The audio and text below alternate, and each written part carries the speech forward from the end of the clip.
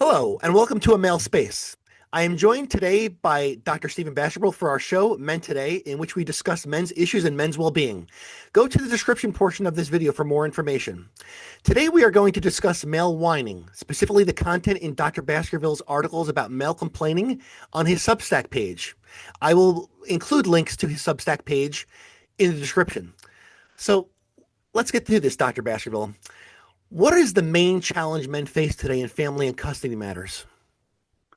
Well, the main thing, of course, is the objective injustices of the family courts, the corruption and the injustices of the courts, and they're terrible and they're horrible. I would describe it as the most repressive government machinery ever created in the United States, and I tried to expose that in my first book on this topic, Taken into Custody, almost 20 years ago. Unfortunately, nothing has changed. So the injustices are very real.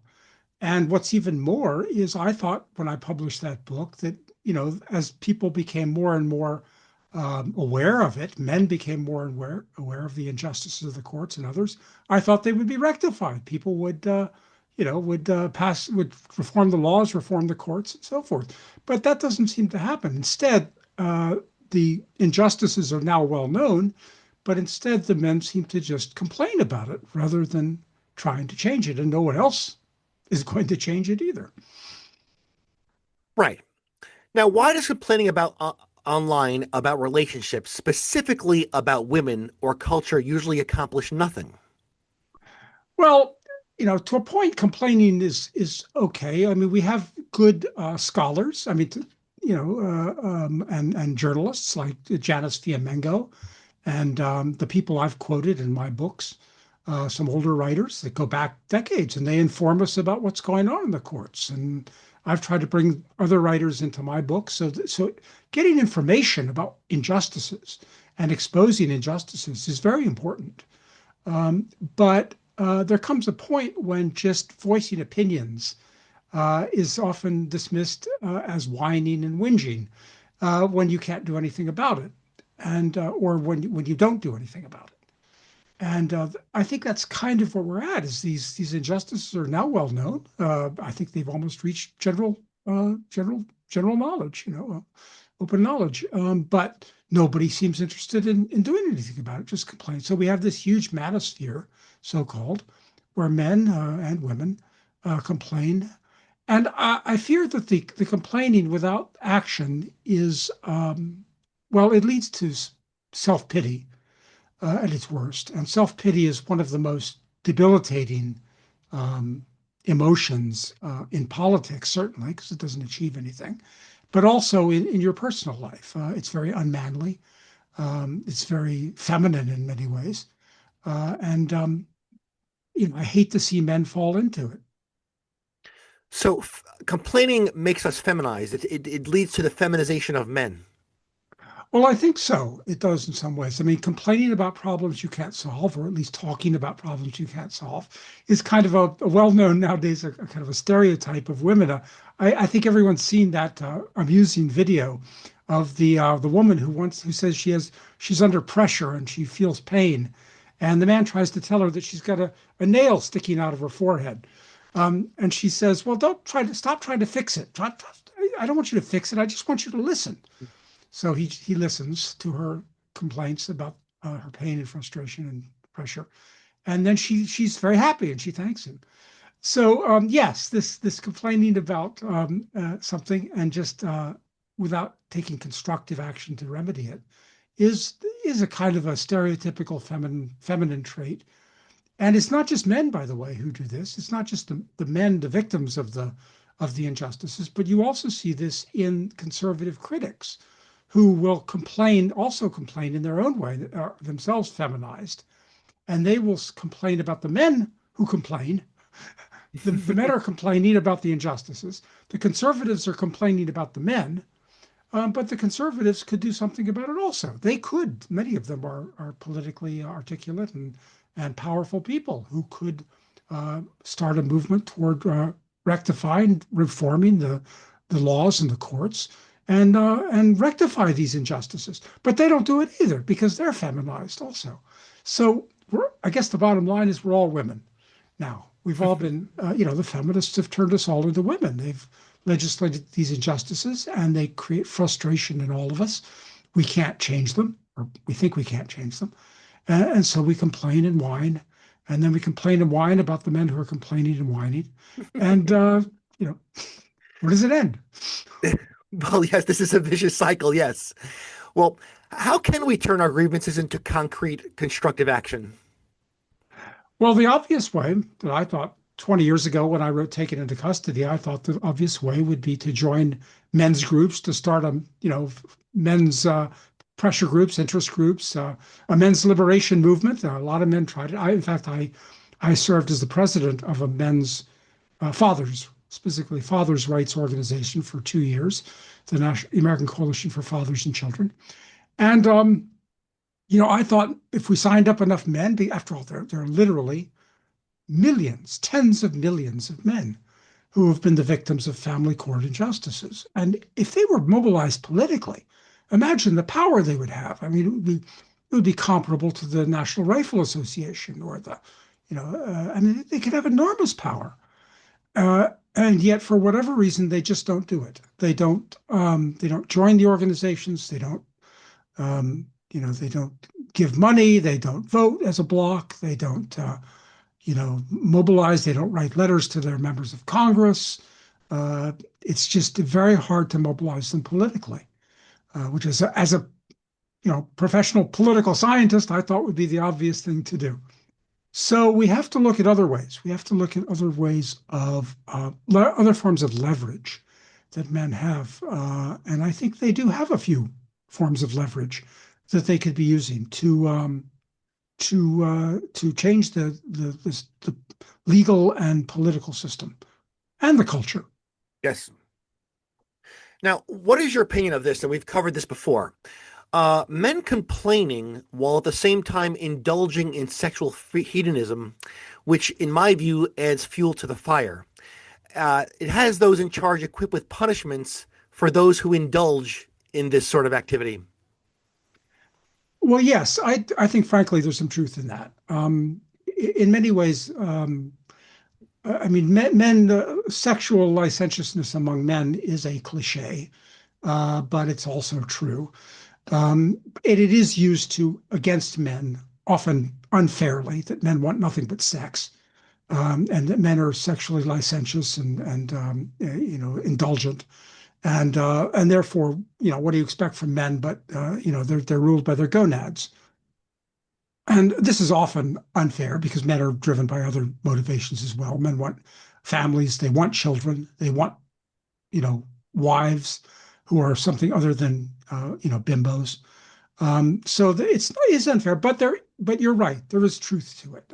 There is too much, especially young men who are not raised in healthy families with fathers, and they feed a lot of this. I mean, you could argue that all of the injustices of the family courts and divorce are traceable back to the sexual revolution, the broader sexual revolution in its modern form, which began really in the 1960s, arguably.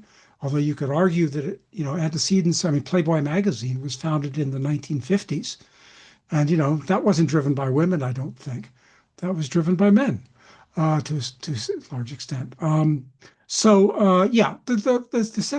larger sexual revolution and the sexual licentiousness of men and women certainly didn't do any good in this. And I argue in one of my books, The New Politics of Sex, I argue that the sexual revolution, much like other revolutions, like the French Revolution, the Russian Revolution, the big political revolutions, the first thing it promised men and women was freedom, sexual freedom. But the second thing, the corollary to the sexual freedom, is authoritarian government, the authoritarian state. Yes. And this is very similar to the big revolution. Look at the French Revolution. The first thing they put out was the rights of man, right? They promised freedom, the rights of man and of the citizen in 1689. 1789. And a couple of years later, what was going on? The Reign of Terror. So the revolutions do this. They promise freedom and they deliver, and they They give it for a while. Often they procure freedom, in this case, sexual freedom. But then they come down with authoritarian government in place of the old state, the ancien regime. And that's what's happened in the sexual revolution. It offers this, the mini skirts and the hippies in the mud at Woodstock and the rock, the rock music, semi pornographic, and everyone we had a great time with that. I was a child still, but in the '60s. But I could see what my older siblings and so forth were starting to enjoy at Woodstock and O Calcutta and Hair and these various cultural manifestations of sexual freedom. But then a few years later, what happened? We started getting the false accusations of domestic violence, of child Yes. abuse, of rape, of sexual assault. We got the divorce regime. Sure, you can have an easy divorce. Uh, we're just going to take your children away and then we're going to take 70% of your income to pay for them. And then we're going to throw you in prison without trial. So yeah, the revolutions promise freedom, but they deliver authoritarian and even totalitarianism. So what was your question? Your question was, oh, sexual. I would urge. There's other reasons too, but maybe I'll stop there. Why young men should avoid the temptation to take advantage, to exploit the freedom offered by the sexual revolution. Men should take the moral high ground. They should stand for the family, the integrity of the family, and the integrity of marriage for reasons that would require some explaining. Yes. Well, going with this, when I've mentioned casual sex to some people, as a young person growing up in the 90s and 2000s, I would think that casual sex was not a contradiction of terms, but now I do believe it because it's casual until it's not casual. It's casual until there is a false accusation. It's casual until there is a quote, unwanted pregnancy. It's casual until there is a single mother created by this licentiousness. So now I agree with you that it is not casual. It's casual until there's a consequence. And like we said before, the people who Yeah. are going to punish people for indulging in a game that has no rules. Yeah. Yes. Yes, precisely. And that creates an excuse. It creates a rationalization for power even beyond what's necessary for the appropriate punishment, for the appropriate for rectifying the consequence, which, as you say, can often be serious, an unwanted child or something like that. But the state takes more, as always, the state takes more power than it needs to Yes. rectify the problem. Yes. Now, I agree with you on that. What is the marriage strike and how can it provide men leverage in family decisions? Well, this is a good point and interesting question. And I put a lot of hope in this, perhaps naively. But as I was saying a few minutes ago, men are not very good at organizing themselves politically into interest groups, pressure groups, liberation movements, and so forth. So what's the alternative? Well, men are, it turns out, people have been noticing now for well on to 20 years or more, that men have been spontaneously simply avoiding marriage and family life. And they are becoming, and I think this is directly attributable, it is directly attributable to the injustices of the family court and the nightmare that the courts can put you through in the process of divorce. And so men are quite logically employing this defense mechanism of simply refraining from marriage. They call it MGTOW, men going their own way, but Yes. some refrain from marriage, some refrain from even having children out of wedlock, some refrain from marriage at all or dating women, some refuse all contact with women. Because if you don't, if you don't have an unwanted divorce, you can still be accused of, date rape or domestic violence or sexual assault or something like that. So there's this whole smorgasbord of accusations that women can launch against intimate partners, whether they're spouses and fathers or not. So men, quite predictably, are refraining from contact with women. And I mean, the classic work on this now is Helen Smith's book. We interviewed Helen, what Yes. was it, a week or two ago, Yes. and her book Marriage, Men on Strike, I think is the most exhaustive treatment of that. But there were some journalists, Glenn Sachs, Diana Thompson, and some others were were noticing this a few years early, five or more years earlier than her book.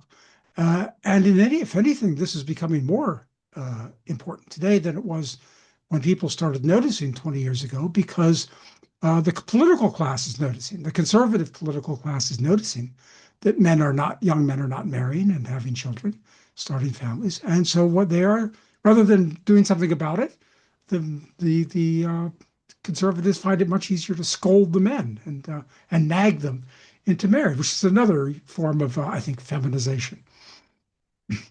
Yes, well, we're gonna dive into the conservative debacle at a future date, actually. So, why is father involvement and custody important for the well-being of children? Well, that's a big question. That's a huge question. I'm Yes. gonna I'm gonna I'm gonna deflect it slightly, and I'm gonna say um, that it's becoming well known that father involvement is essential for the well-being of children. I think it because I think it is. You hear even conservatives saying this, even tradcons, traditional conservatives, who can't do anything about it. I mean, if we go back to the Clinton administration, Vice President Gore was chairing a program on father involvement. So it was becoming recognized. David Blankenhorn published a book in '95, I think, called Fatherless America. David Popenoe, another scholar at Rutgers, published a book called Life Without Father, I think also in the 1990s. So this was really becoming noticed in the 90s. And you can run down the list, just to answer your question briefly, of the social pathologies, crime, truancy, uh, uh, poor school performance, substance abuse, alcohol abuse, unwed pregnancy in the next generation among girls. The list of social pathologies that are attributable to fatherlessness, fatherless homes, is huge. I mean, Patrick Moynihan, the deputy secretary of HEW in those days, was noticing this in his report of 1965 in low-income Black communities in the inner cities. So, and then the Bush administration took these fatherhood programs from the Clinton administration, and they relabeled them as healthy marriage programs, and they, put out continued the same thing in the early 2000s. So I think the I don't want to go through the reasons, the pathologies, and the social science, because nobody disputes it anymore.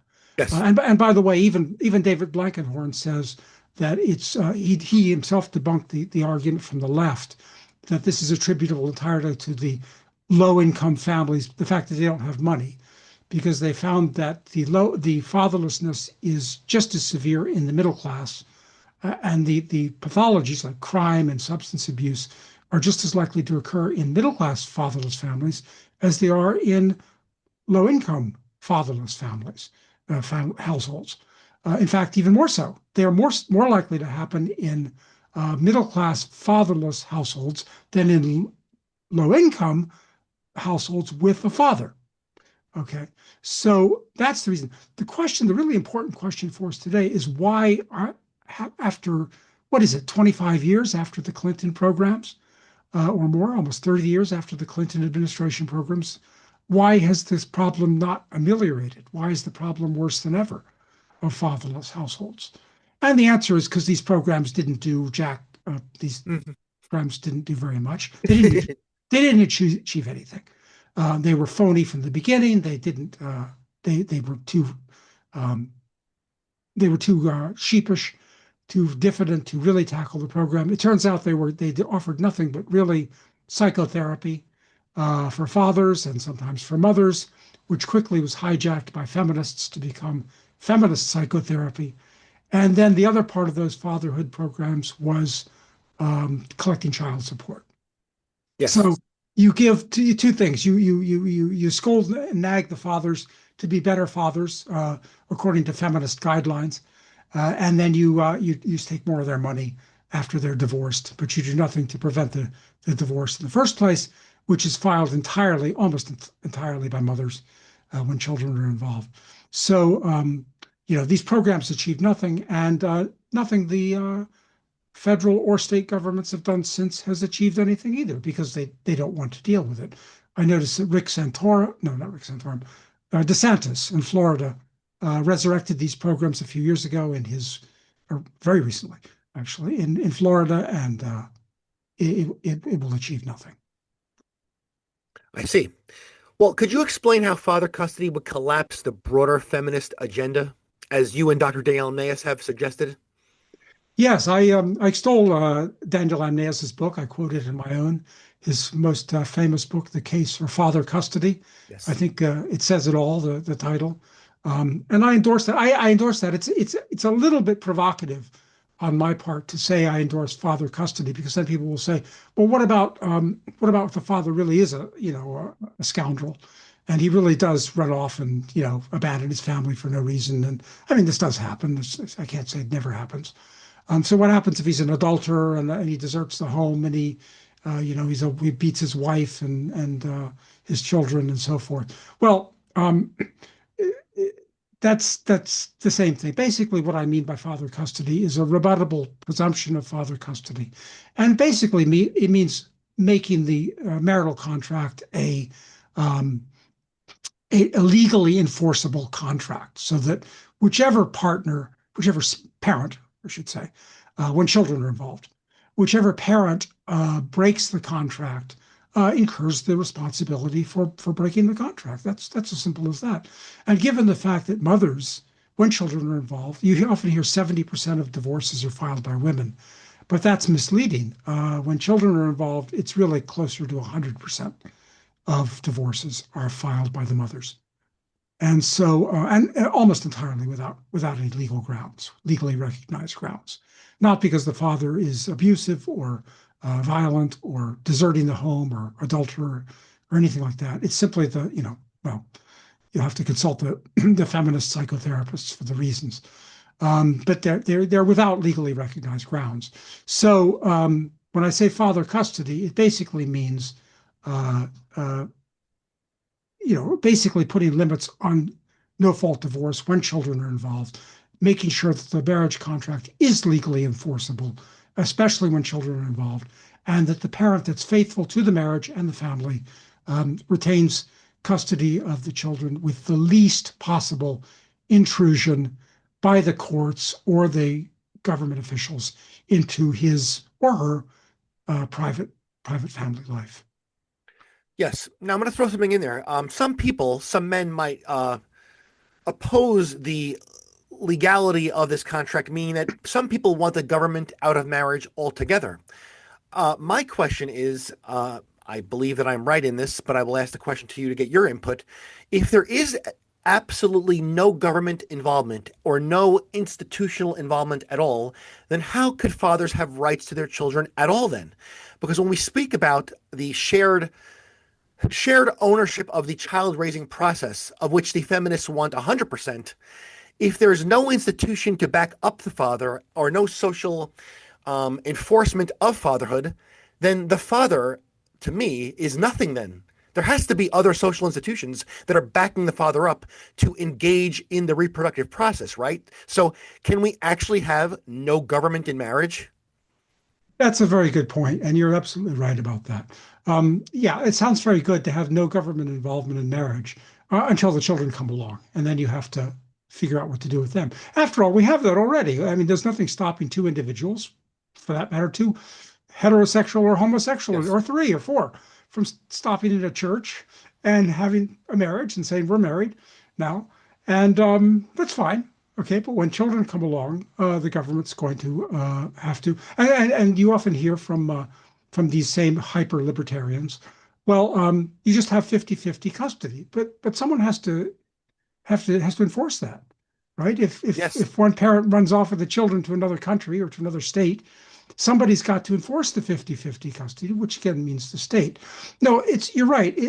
They're right, and their impulse is healthy.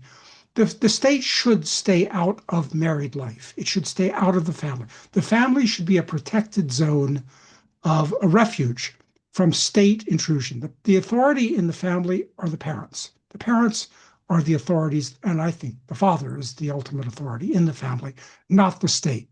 So if the state interferes in the family in any way, I think it's got a huge burden of proof to justify why it involves itself in private family life where the real authorities are the parents. And it's got to be, I think, pretty severe abuse, or of course, uh, a divorce if one or both partners, spouses, break the contract and or abrogate the contract, and so that doesn't exist anymore. So the marriage contract should be, yes, a refuge from state interference.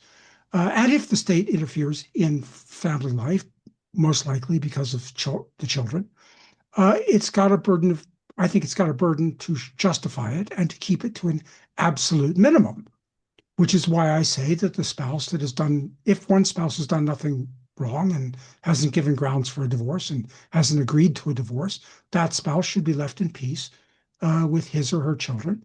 And the spouse that wants to break the family up should leave with the clothes on his or her back. Now the question is, but you're right. The state has to, the rights, especially of a father, are basically have to be recognized by the state. So I guess what I'm saying, one thing I'm saying here is that the state has to recognize the family as a realm of private life, which it then has to stay out of.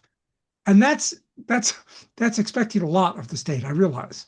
Yes. It has to recognize, yes, there's this marriage, it's a legal contract, it's a religious covenant also, if you like, but it creates this realm of private life which we, state functionaries, bureaucrats, officials, must stay out of unless we have a very compelling reason, and then it must be the absolute minimum interference in private life.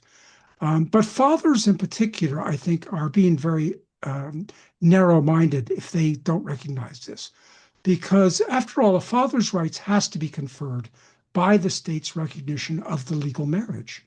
A mother, after all, is a mother by virtue of giving birth. Everyone knows who the mother is Yes. of a child, but you don't know who a father is unless the mother says so. And this is why the common law in England, the Napoleonic Code in France, Thomas Hobbes, the political philosopher, recognized this, that in the state of nature, he said, custody is with the mother, because in the Yes. state of nature, you don't know who the father is.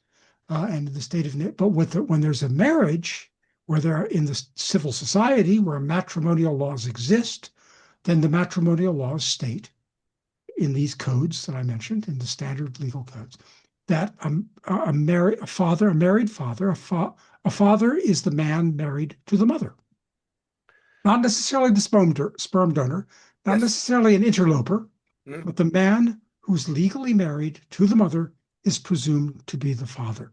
That's why I say that men must be the champions of marriage, because marriage creates fatherhood. That's such a basic principle. I think it's the main purpose of marriage is to create fatherhood. Let Yes. me just add one point. Good. And a few years ago, when homosexual marriage was coming in, and they were pushing same-sex marriage, and all these conservative groups were saying, we're the champions of marriage, the Alliance for Marriage, the Coalition for Marriage, the Fund for Marriage, all these things. We're standing up for marriage. None of them would point this out. None of them would say that the purpose of marriage, and they would say the purpose of marriage is to raise children. And that's nonsense, of course. Single Right. mothers raise children all the time in alarming numbers. Unwed parents raise children. So you can raise children without marriage. Marriage creates fatherhood. And that's why men must take the moral high ground. They must stop procreating outside of wedlock, as you mentioned earlier, and they must insist on a legally binding marriage, and they must insist on a marriage that confers parental, especially paternal rights, and they must insist that it be legally binding and unseverable, uh, unless whoever severs it accepts the consequences. Yes, because I'd like to mention that even a few days ago, I saw a channel, an episode by a man, a divorced man, I believe, with children or one child. And he was at first, I think, annoyed when a commenter said under his video, if you do not have custody, you're not the father. And at first, this annoyed him, but then he gave it a second thought. And he thought there's some truth to this because it's congruent with what you're saying. I mean, let's say someone could be the so-called sperm donor, the biological father, but In actuality, in the social realm, if a man does not have custody, to me, he that there is some truth to that. If you don't have custody, you're not really the father then. No, no, you're not. If you don't have the right to make decisions about your children, if you don't have the right to see your children and correct your children whenever you choose and to raise, to supervise their upbringing and their education and their moral instruction, and then you're not the father. The law makes it just a little quibble here. Yeah. The law makes a distinction between parental rights and custody. So they say, "Oh, you're still a father. We're not taking away your paternal rights. You still have paternal rights. You just don't have custody." Okay. So you Yeah. have no right to make any decisions about the child, to be with the child, to raise the Yes. child. You have no rights whatsoever, but you're still a father. And the reason, of course, is because we want to take child support from Yes. you. They want to get the money. Yes. Right. And if they sever your parental rights are a different thing. Once they sever your parental rights, then they can't collect, then you're not the father in the law anymore. And they can't collect child support, which some fathers, once they, give up um, trying to achieve justice, they ask for their parental rights to be severed so they don't have to pay child support. And the courts sometimes refuse, Yes. Yes. because they want I, yeah. the child support pays for the courts, of course, Yes. pays the judge's salaries. So, they want to collect the child support. Exactly. Yes. Uh, it's a big incongruence there. Yes. So, why is it more effective to focus on legal and governmental solutions than on trying to, quote, change the culture? Well, yeah, this is a good point. We hear this all the time. We've got to change the culture. It's the cult. Politics is downstream from culture.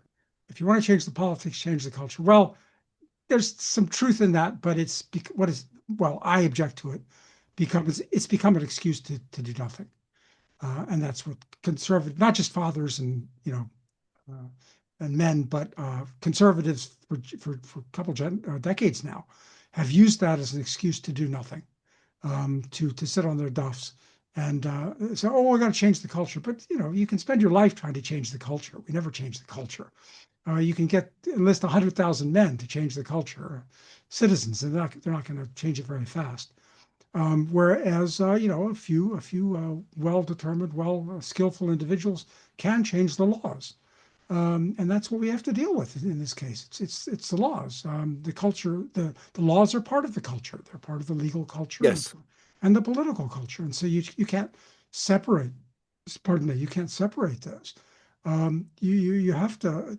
Nobody says we should change the culture before we can prohibit abortion, or before we can enforce gun rights, or before we can enforce the First Amendment and freedom of speech.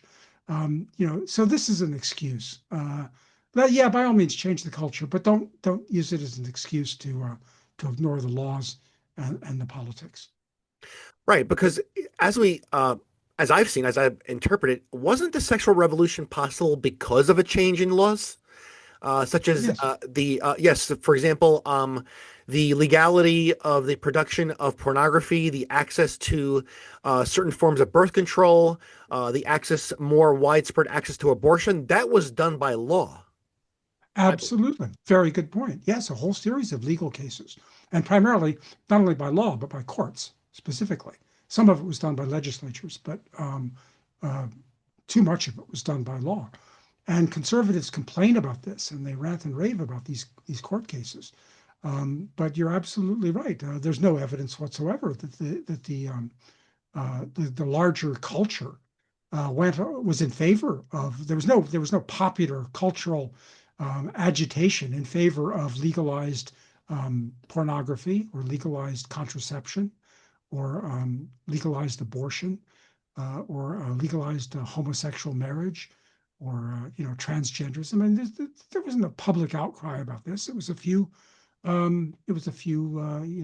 middle class feminists and young radicals who pushed for these things, and law firms, of course.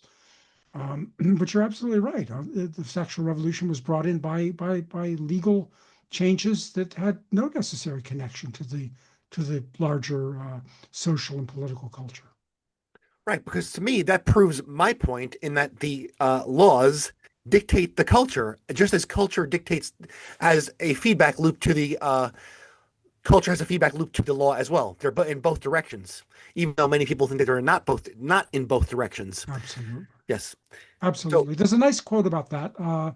I can't, I've got to memorize it because I can never remember it, but it's quoted in Judge Bork's book. What's his book? The Worldwide Rule of Judges. He quotes a nice quote from another jurist, another judge, saying basically what you just said about the culture and the law interact in two directions. Absolutely. correct. Now, you mentioned in the article quiet, firm, disciplined action by men. Now, what does this look like day to day? Is there a certain way that we can conduct ourselves? I mean, even besides, let's say, joining men's groups or, let's say, protesting certain things that are going on. Uh, for example, in your book, The Gentleman's Guide, you go over a certain way that men conduct themselves, perhaps in the way that we mentioned before, having sexual discipline, restraint, manners, certain codes of conduct. Do you suggest any of that? I suggest all of that. Yes, I think that's all very important. And again, it's all part of men taking the moral high ground, because you can bet that when men don't do that, if men start to do it, like, well, what's that feminist group in Russia called Pussy Riot, the ones that rip their Yes. clothes off Yes. and desecrate churches, run through the middle of church. You can imagine what would happen if men did that, how they would be treated. And so even the slightest um, violation of decorum and dignity by men is, mercilessly excoriated. So yes, men must maintain their dignity. They must maintain the moral high ground. Um, and they must, I think they must, to answer your larger question, what can men do on a daily basis? Um, can they join men's groups? Can they write? They can. Well, one thing they can do is what you're doing, is Say it. putting on shows like this, and the popular media, the alternative media, both writing, Substack, and video media, YouTube, and the many other platforms. These are just exploding right now, with especially with men, some women, um, who are speaking out about these things. People like Janice Fiamingo and Pearl Davis, and a few years ago Karen Strawn, and many other people are just it's just exploding now. I realize that there's kind of a the mainstream media has instituted a blackout on all of this, which I've been aware of since for at least 30 years, going back well into the 90s and even before. So it hasn't broken through to the mainstream media. It hasn't broken through to the centers of power, the legislatures, and so forth. But I think it's just a matter of time. And I think the marriage strike is a has a big part to play in that, and men need to call attention to that. You get men, for example, like sensible, intelligent men like Tucker Carlson, still holding out, and still scolding men and nagging men and telling them to get married. He did a recent interview with Matt Walsh and a couple others. So even he, who's admitted to his in the past when he's been foolish, he's admitted it. He's admitted that he has had foolish opinions in the past, like on the Iraq War, and he's confessed it. But on this one, he hasn't quite broken through yet. He hasn't quite had the scales removed from his eyes. But it's a matter of time. And the punishments are severe. The punishments for speaking out about this are severe. I've been dismissed from at least 2 academic jobs because of my stance on these issues. Tucker Carlson, since I mentioned him already, he's been dismissed twice from mainstream media jobs. And I think he knows very well what would happen to him if he started speaking out about these issues. Elon Musk is another one. This is a big problem, is famous men who won't speak out, famous men who understand what's going on, the injustices, the destructiveness of the divorce industry, and yet they won't speak out. Elon Musk has been through it, these family court cases. They've had, I think, documented harm to his however many children he has. He has enough money to weather the storm, but instead of speaking out and devoting some of his energy and money and profile to rectifying these injustices, he wants us all to go to Mars. So Yes. maybe we can get justice in the family courts of Mars. I don't know. But he could be doing a lot more with given his resources than he is. Yes, well, because I've seen Elon Musk on X complain about a number of issues, even the fertility crisis, the birth rate collapse. But Hmm. someone with his sort of power and billions of dollars, he can do something. He will make Yes. posts about serious social and societal problems, and then offer no solution, not even say a solution, Right. when he can simply act upon it with his power and wealth.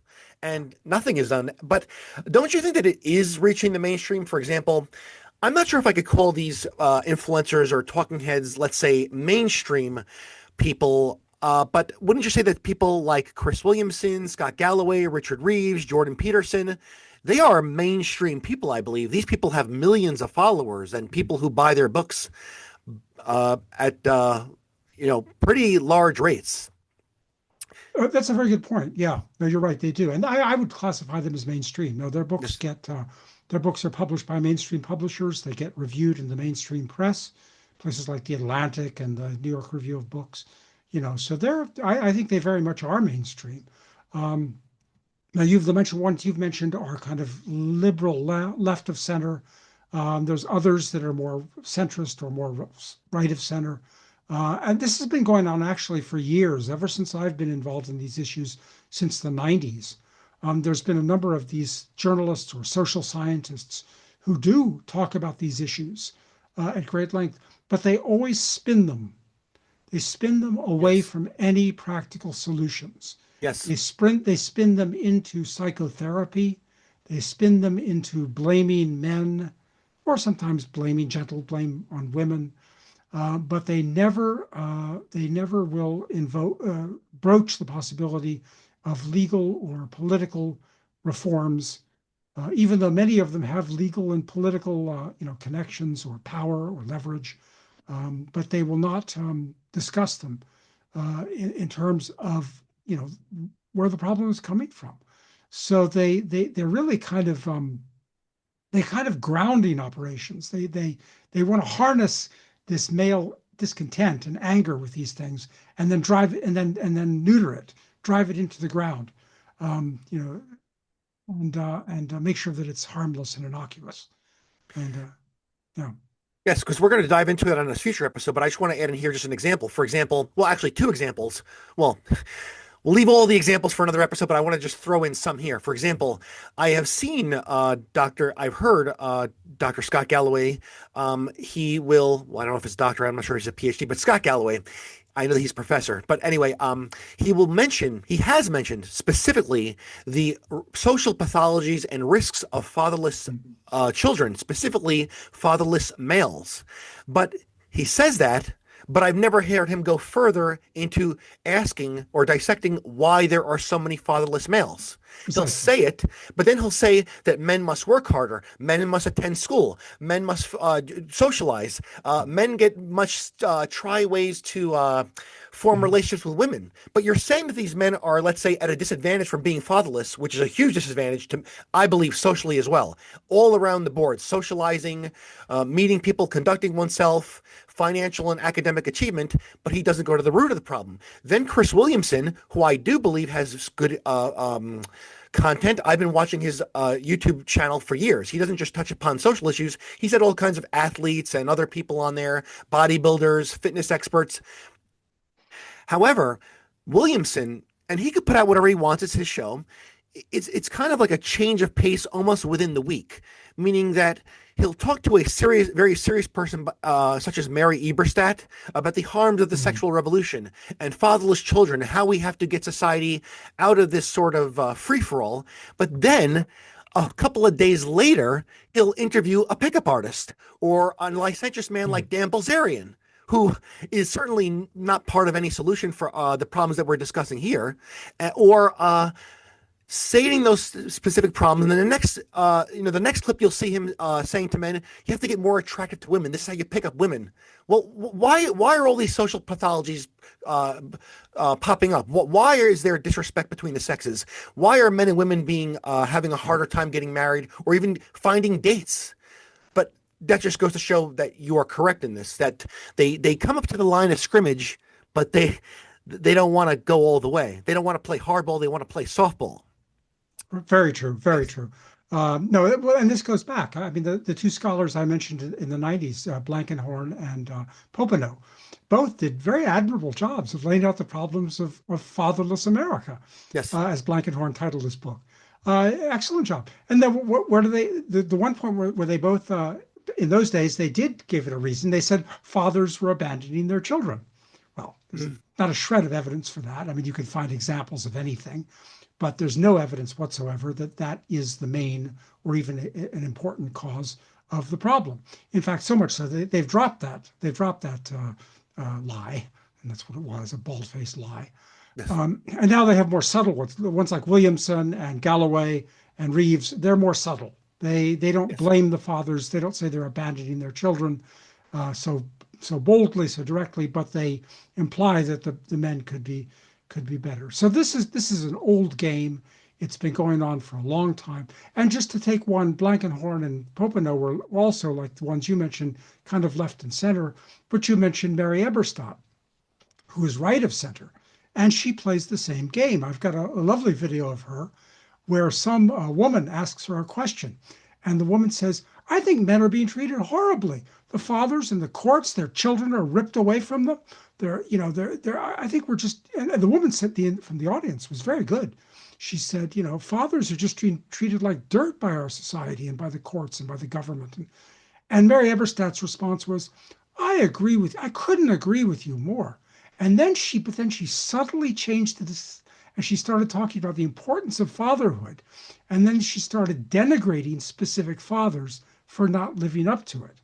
So, the conservatives will extol fatherhood in the abstract and say fathers are important, fatherhood is important, marriage is important, but then they'll just scold and nag the individual, the real fathers, for failing to live up to the supposedly the ideal. So this is happening on the center left, the center right, the center, and Eberstadt was so skillful at this, so subtle at doing this.